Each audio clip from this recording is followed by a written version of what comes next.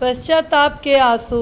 ग्रामीण बैंक में मैनेजर की पोस्टिंग होने के बाद पहली बार राजेश किराए के नए घर में शिफ्ट हुए थे, पर आज ही सीढ़ियों से फिसलने के कारण प्रिया के पैरों में ज़बरदस्त मोच आ गई थी। डॉक्टर ने घर पर आकर पट्टियां तो बांध दी, साथ ही साथ सख्त हिदायत दे दी कि चलना फिरना बिल्कुल मना है।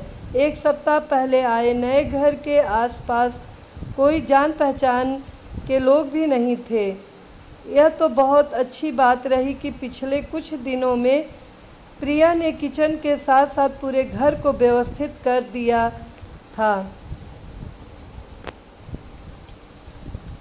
4 साल पहले राजेश और प्रिया की परिवार वालों की सहमति से अरेंज मैरिज हुई थी। प्रिया खुद भी पढ़ने में काफ़ी तेज़ थी और पढ़ लिख कर जीवन में कुछ बनना चाहती थी, लेकिन पापा को कैंसर का पता चला और उसी वक्त राजेश के यहाँ से रिश्ता आया, तो मजबूरी के चलते शादी करनी पड़ी।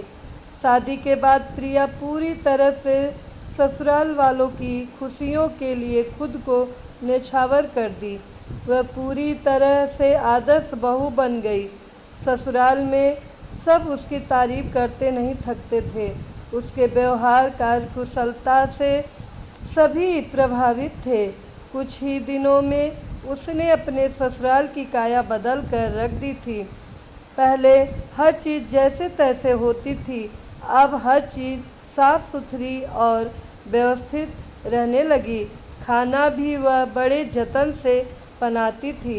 हर लोग उसके बनाए लजीज खाने की खूब तारीफ करते, सिवा उसके पति राजेश के। राजेश को ज़रा भी खाने में नमक कम या ज़्यादा लगता या मसाला कम होता तो वह एक कोर खाना खाकर छोड़ देता था। परसों खीर में थोड़ी चीनी कम क्या हुई, प्रिया के लाख मिन्नतों के बाद भी उसने खाने को दोबारा हाथ तक नहीं लगाया। सबसे ज़्यादा राजेश को मटर पनीर पसंद थी। कुछ दिनों पहले जब मटर पनीर बनी और मटर थोड़ी गल गई तो भी राजेश ने खाना नहीं खाया, जबकि घर के सभी सदस्यों ने खूब मज़े से खाए। प्रिया के लाख मिन्नतें करने और मनाने के बाद भी राजेश खाना नहीं खाता था, और राजेश जब भूखा सो जाता तो प्रिया भी भूखी सो जाती थी।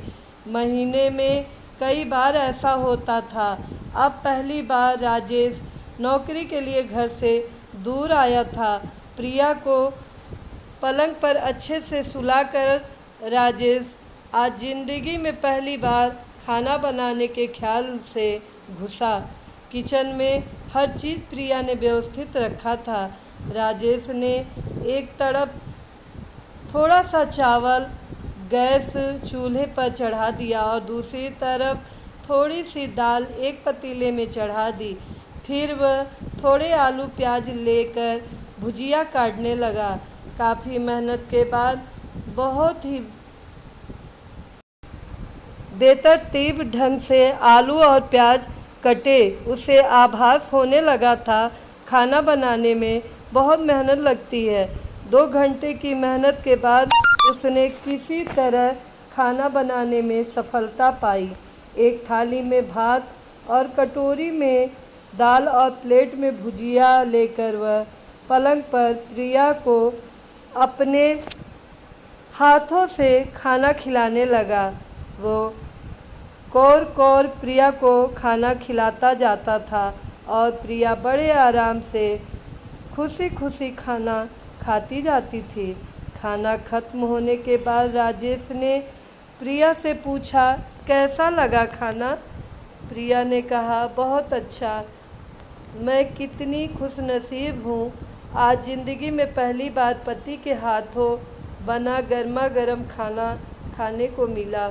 राजेश से सुनकर बहुत खुश हुआ। आखिर 2 घंटे कड़ी मेहनत करके उसने खाना बनाया था। खाने की तारीफ सुनकर वह फूला न समाया। उसे लगा उसकी मेहनत सफल रही। प्रिया को खाना खिलाने के बाद वह खुद खाना खाने बैठा। उसे जोरों की भूख लगी थी।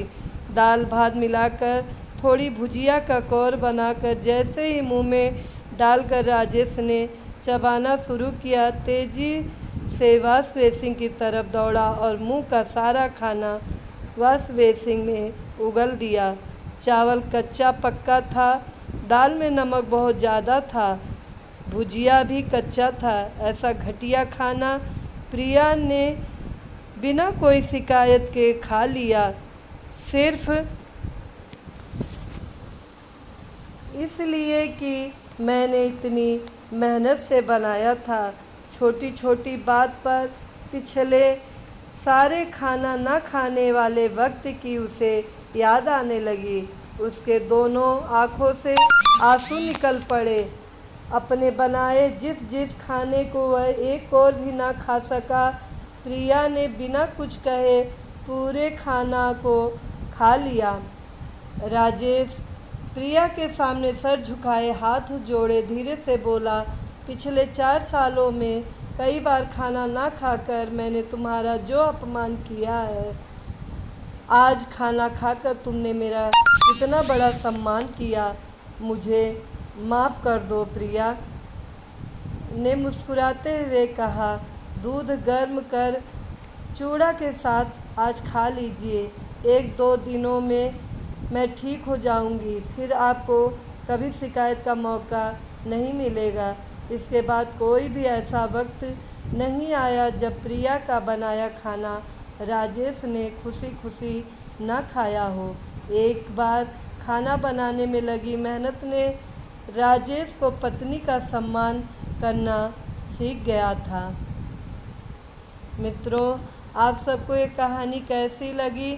अगर पसंद आई हो तो लाइक कीजिएगा, कमेंट कीजिएगा, ज़्यादा से ज़्यादा शेयर कीजिएगा और हमारे चैनल को सब्सक्राइब कीजिएगा। साथ में बेल आइकन बटन को प्रेस कीजिएगा ताकि हमारे नए कहानियों का नोटिफिकेशन आप तक सबसे पहले पहुँचे। धन्यवाद।